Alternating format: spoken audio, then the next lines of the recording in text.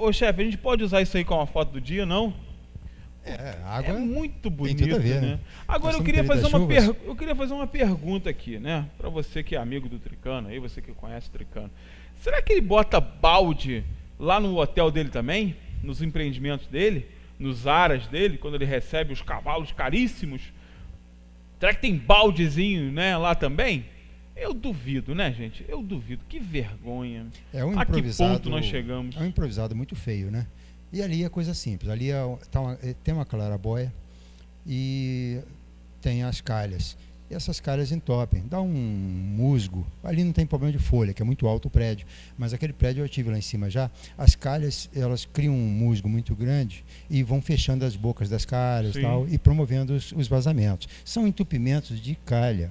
Ou então uma trincada de telha. Essas telhas de plástico, elas têm uma durabilidade muito relativa. Isso aí tem umas que com 3 anos já vira pó, já começa a dissolver e tal. Então é uma coisa fácil de resolver.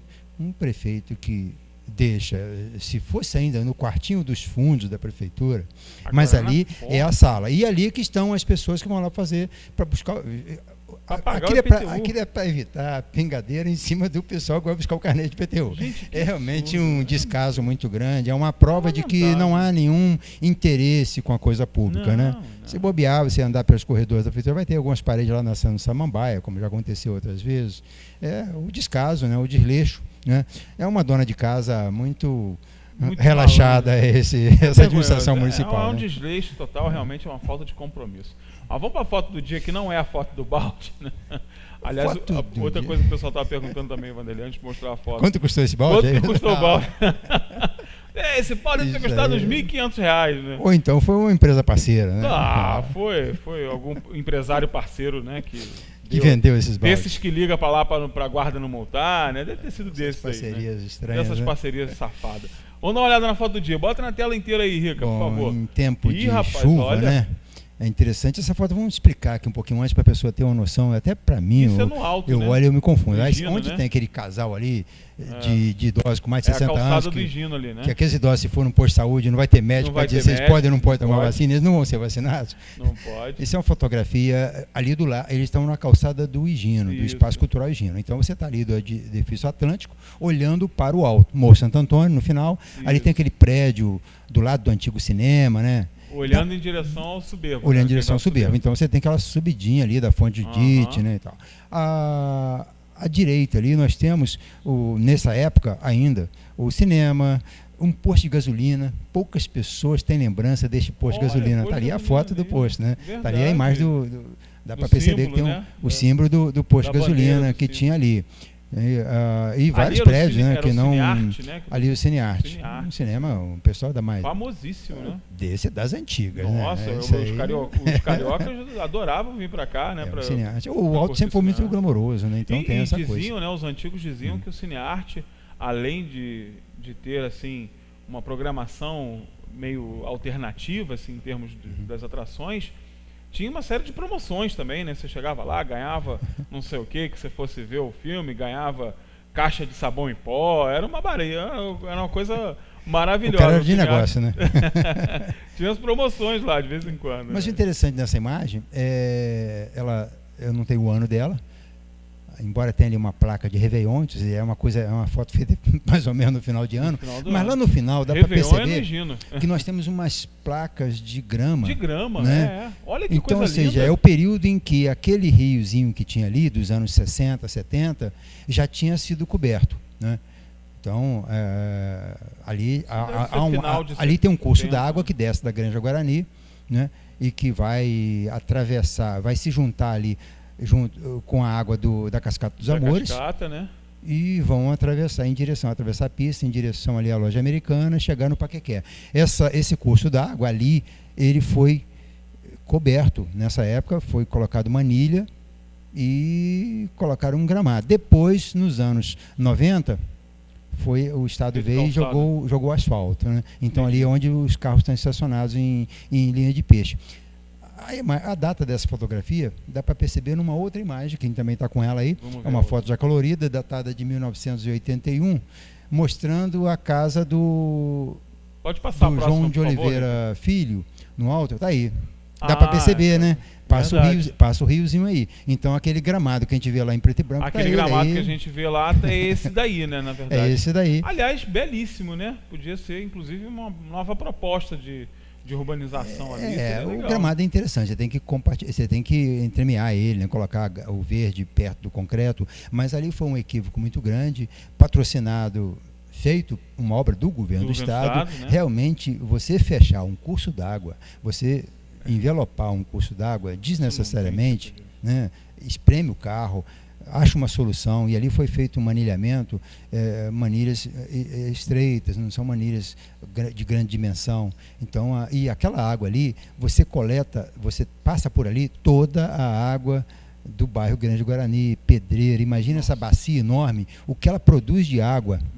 É muita coisa. Então não comporta, sai destruindo tudo, né? Então há um desrespeito muito grande aqui em Teresópolis, no Brasil inteiro, mas especificamente para a gente aqui. Quando as chuvas são mais fortes, são as pessoas ali, né? Fechando o curso d'água, né? Então isso é a lei exige que você deixe uma margem, proteja as margens, que não faça nem muro perto das margens do rio. Aí vem o Estado e joga uma manilha e joga grama em cima, né? Mete o asfalto em cima que se dane. E agora, isso aí, numa época dos anos 70, 80, quando não havia uma consciência ambiental, esse discurso não era muito ainda falado, né? Mas recentemente, na tragédia, que foi uma tragédia provocada pela ocupação desordenada, Muraram o rio lá fizeram umas caixas de concreto ligando ali o Córrego Príncipe, ligando o Rio do Caleme, né? É um absurdo, é uma aberração, e isso patrocinado pelo Instituto do Ambiente, o INEA, com a Secretaria de Estado do Ambiente, bando de inconsequentes. Aliás, a capa do jornal de hoje mostra muito bem qual é o real objetivo do... Eles gostavam de grana também. Gostava, né? Muita coisa, né? Tá vendo aí?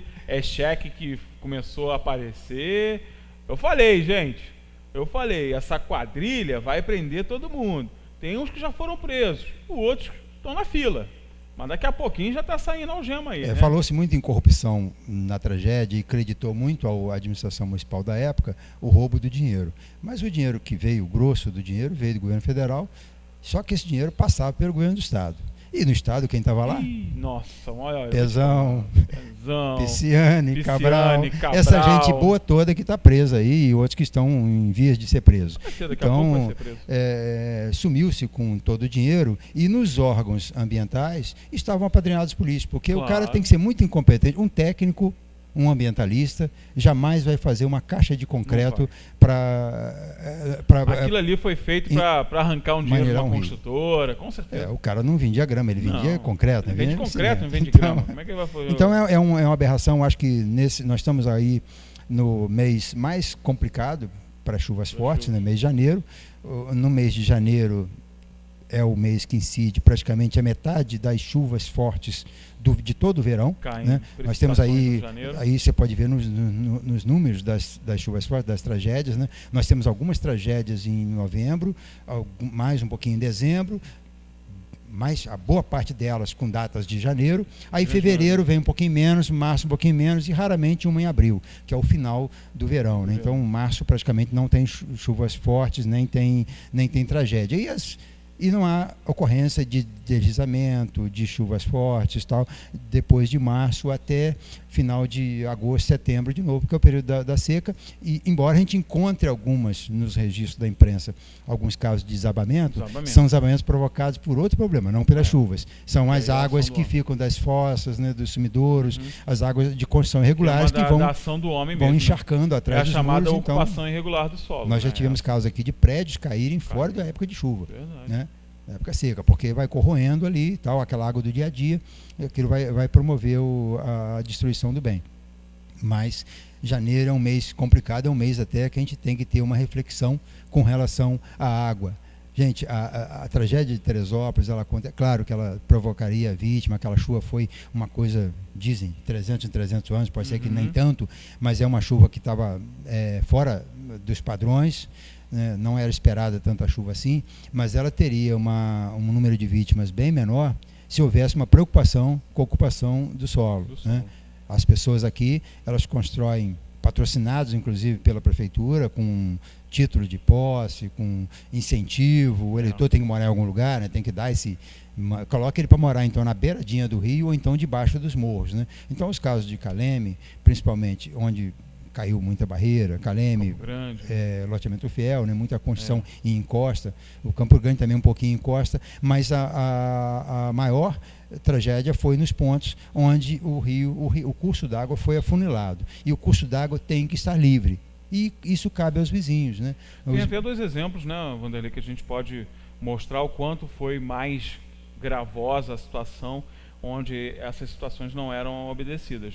Campo Grande, a gente teve aquela quantidade gigante de vítimas, né, de prejuízos, e no Parque do Imbuí essas vítimas foram minoradas, porque justamente no Parque do Imbuí você tinha menos construções, né, de forma irregular no curso d'água, como a gente tinha no Campo Grande, né? São 2 bairros próximos que a gente pôde... A ocupação no Campo Grande foi irregular, mas mesmo no Campo Grande, algumas áreas escrituradas e áreas de lote comprado e tal, que não foi invasão, foi atingida porque na prefeitura não se teve uma preocupação técnica com a possibilidade. Você tem que deixar... Eu acho que a preocupação, quando você vê um curso pequeno d'água, e a gente olhava para o Córrego Príncipe, que era um filete, cabia num cano de 100, a quantidade de água que passava no Córrego Príncipe, depois, num dia de chuva, você tem que olhar para trás do vale, né, que a gente chama, na questão ambiental, do Talveg, do fundo de vale, né? Então nós temos ali você tem o fundo do vale do Campo Grande, você tem um bairro ainda bem lá atrás, muita água vai ser produzida e vai ter que passar por algum lugar. Ela vai passar onde passa aquele filete de água, né? Que chove um pouquinho, ela levanta, e chove muito, ela vai atingir uma proporção. Então a gente tem que olhar, e aí não precisa ser um técnico, não precisa estar formado, não precisa estar com cargo no Estado, você tem que ter o bom senso. E a prefeitura realmente, em alguns momentos, na questão da elaboração da cidade, ela não teve essa preocupação e permitiu-se que alguns proprietários ambiciosos fizessem, loteassem e fosse possível fazer construção em áreas que jamais poderia ser construída. E a natureza, ela faz, ela dá o puxão de orelha quando a autoridade não faz esse papel. Exemplo disso é aquela construção horrorosa que havia ali na entrada da posse, né, do Parque Imbuí, que pegaram uma margem de rio ali, uns espertalhões ligados aos prefeitos da época foram fazendo um monte de casinha, uma barracada, uma coisa horrorosa, e teve comércio. O rio chegou e levou. Isso aqui é meu. Levou. Tinha corretora, tinha imóvel de vereador, tinha tudo ali naquela gaiola que fizeram na beira do rio ali. A água levou tudo aquilo e quase leva a ponte também. Então, ou seja, a natureza, ela tem a sua necessidade de ocupação. E o homem tem que olhar com discernimento. Afinal de contas, está falando de vidas, né? Então, não é um bem... A casa, se vale 50 mil, 500 mil, isso pouco importa. O que importa são as pessoas que moram dentro dessas casas, aí, às vezes, cabe à prefeitura zelar por isso. Esse homem público está preocupado em conquistar voto, né, Vanderlei? E aí, para conquistar voto, quanto não vale um título de propriedade, né? Quantos votos não foram conquistados com aqueles diplomas de posse, né? Nossa, imagina. E todos foram para a justiça, e a justiça incompetente, relapsa e chancelou.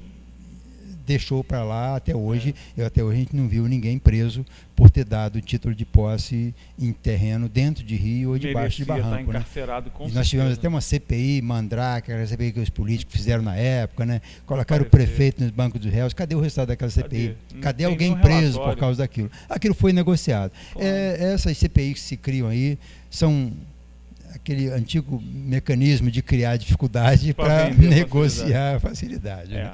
E a facilidade, certamente, que em algum momento rolou um abacaxi para lá e para cá e a coisa se acertou, né? Tem uns deputados aí que trocaram de apartamento, mas isso é outra história. Poxa, aí já é caminhão fechado. Aí, né? É caminhão fechado de abacaxi. Não é um abacaxi ou uma dúzia, não. Chefe, amanhã estamos de volta, né? Amanhã trabalho essa semana. Cá estaremos. A semana eu estou trabalhando. Muito trabalho essa semana. Vem exposição aí, né? Centenário de Simavieri, mais de 101 anos. 101 anos. Simavieri, dia. E vem aí uma exposição muito bacana para você conhecer o nosso espaço aqui de exposições e também essas grandes realizações desse grande homem público que a cidade de Teresópolis já teve, né? Agora a gente está meio mandrake aí de homem público, mas a gente já teve gente muito boa por aqui. O Simavieri é um personagem da história de Teresópolis muito ativo entre os anos 40 e 70, 75, por aí. Chegou até 85, 90, mas mais um pouquinho no ocaso. Já estava com uma certa idade. Mas ele deixou deixou muita informação relevante e atuou de forma, né? Eu estava comentando agora há pouco contigo aqui, eu encontrei ontem um documento que não podia faltar na exposição, né?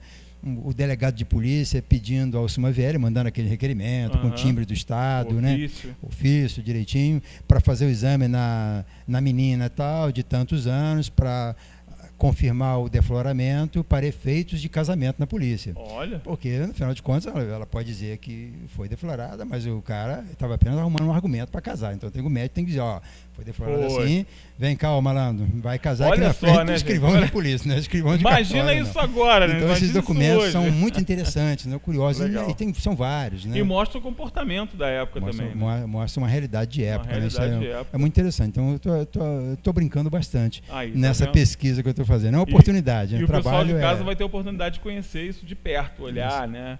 Analisar um pouco disso. Muito bacana. Vai valer a pena conferir. Vai valer a pena. Chefe, amanhã estamos de volta. E você que está aí nos acompanhando, muito obrigado pela sua presença nesse dia de hoje. Aproveita esse calorzinho aí, né? Faz as suas coisas, busca os seus objetivos, se prepara legal. Temos uma semana inteira pela frente. Amanhã tem mais. Muitas entrevistas, atrações bacanas e, é claro, contando com a sua participação e interação. Grande beijo e até a próxima. Oferecimento Segue Rio. Gás natural canalizado. Fornecimento contínuo de qualidade de vida. Hospital São José. Tudo pela vida.